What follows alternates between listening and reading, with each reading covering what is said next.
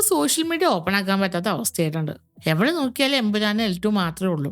അത് cinema release ആവുന്നതിന് മുമ്പായിരുന്നെങ്കിൽ, അതായത് മാർച്ച് 27 മുമ്പായിരുന്നെങ്കിൽ അതിൽ ആരാണ് വില്ലൻ, മമ്മൂട്ടി ഉണ്ടോ എന്നുള്ള വലിയ വലിയ വിഷയങ്ങളായിരുന്നെങ്കിൽ, ഇന്ന് അതിൽ പറയുന്ന പല സീനുകളും കട്ട് ചെയ്ത് മാറ്റണമെന്നും കട്ട് ചെയ്ത് മാറ്റണ്ടെന്നും അതിൽ പറയുന്ന രാഷ്ട്രീയം വളച്ചൊടിച്ചതാണെന്നും പല വിഷയങ്ങളാണ്. ഇപ്പൊ മലയാളത്തിൽ നിന്ന് ഒരു ബ്രഹ്മാണ്ഡ ചിത്രം 1000 കോടിയൊക്കെ ഈസിയായിട്ട് ഹിറ്റ് ചെയ്യുന്ന ഒരു ചിത്രം എന്ന ടാഗ് ലൈനോടെ വന്ന ഒരു സിനിമയാണ് എമ്പുരാൻ. കാരണം അതിന് അത് യൂസ് ചെയ്യുന്ന പ്രൊഡക്ഷൻ ക്വാളിറ്റി ആയാലും അതിൽ ആക്ടേഴ്സ് ആയാലും അതിൽ വരുന്നേക്കുന്ന ടെക്നിക്കൽ പേഴ്സൺസ് ആയാലും പിക്ക് ചെയ്തെടുത്ത ആളുകളാണ്. അപ്പൊ അതൊക്കെ നമ്മൾ വിചാരിച്ചു വളരെ വലിയൊരു സാധനമാണ്, അടിപൊളി സാധനമാണ് വരുന്നത് എന്നുകൊണ്ട് അത് കാണാനുള്ള ആകാംക്ഷയോടെ ഇരുന്നപ്പോഴാണ് ഫസ്റ്റ് വന്ന റിവ്യൂകളെല്ലാം നല്ലതാണ്, സിനിമ കൊള്ളാം, ചിലവരുടെ പേഴ്സണൽ റീസൺസ് കൊണ്ട് ചില സാധനം ശരിയായില്ല, അത് വേറെ രീതിക്ക് പ്ലേസ് ചെയ്യായിരുന്നു എന്നുള്ള ചെറിയ നോർമലായിട്ട് വരുന്ന കാര്യങ്ങളിലുപരി സിനിമ വളരെ സക്സസ്ഫുൾ ആയിട്ട് ഓടിക്കൊണ്ടിരിക്കുകയാണ്.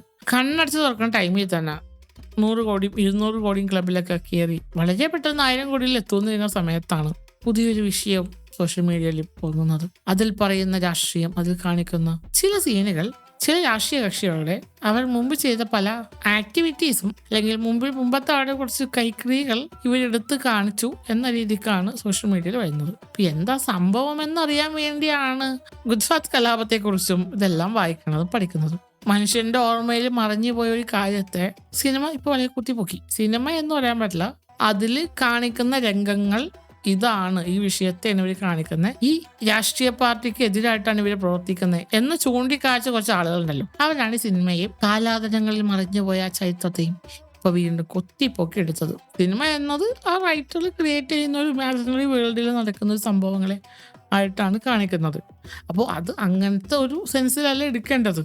തമിഴ്നാട്ടിലൊക്കെ താരങ്ങളെ ആരാധിച്ച് അവരെ ദൈവമായിട്ട് കണക്കാക്കുന്നതും അവർക്ക് അമ്പലങ്ങൾ പണിയുന്നതും നമുക്ക് കാണാൻ പറ്റും. പക്ഷെ കേരളം എന്നതിൽ വളരെ തിരിച്ചാണ്. നമ്മൾ സിനിമയായിട്ട് കാണാനും അതിൽ ആക്ടേഴ്സിനെ ആക്ടറായിട്ട് കാണാനും അവർ തെറ്റ് ചെയ്ത് അത് ചൂണ്ടിക്കാണിക്കാനും നമ്മൾ ചെയ്യാറുണ്ട്.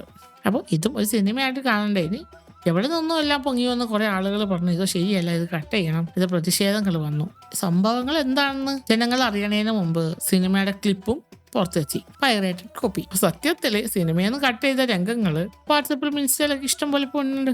ഇതാണ് എമ്പുരാനിൽ നിന്ന് കട്ട് ചെയ്ത രംഗങ്ങൾ, ഇപ്പോൾ കിട്ടിയ വാർത്ത എന്നും പറഞ്ഞ് ക്ലിപ്പുകൾ വരെ ഇപ്പൊ അപ്ലോഡ് ആവുന്നുണ്ട് പല യൂട്യൂബ് ചാനലുകളിലും പല പ്ലാറ്റ്ഫോമിലും. സത്യത്തില് ഇത് ആരാണോ കുത്തിപ്പൊക്കിയത്, ആരാണോ ആശീർവാദ് പ്രൊഡക്ഷൻസിനെയും എമ്പുരാന്റെ ടീമിനെയും കോണ്ടാക്ട് ചെയ്ത് ഇത് മാറ്റിയില്ലെങ്കിൽ തട്ടിക്കളയും എന്ന് ഭീഷണിപ്പെടുത്തിയത് ആരാണോ അവരാണ് സത്യത്തിൽ മണ്ടത്തരം കാണിച്ചത്.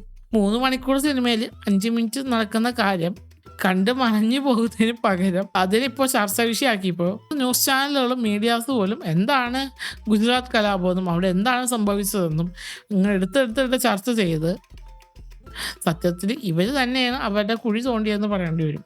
കുറച്ച് നാൾ മുമ്പ് കേരള സ്റ്റോറി എന്നൊരു സാധനം വന്നല്ലോ. അപ്പം അന്ന് ഒരു നേതാവ് പറഞ്ഞതാണ് സിനിമയായിട്ട് കണ്ടാൽ മതി, അതിന് വേറൊരു ബന്ധമില്ല, അത് ആ ഡയറക്ടറിൻ്റെ ഒരു ക്രിയേറ്റീവ് സ്പേസ് ആണ്, അത് അവർക്ക് കൊടുക്കണം എന്ന് പറഞ്ഞു.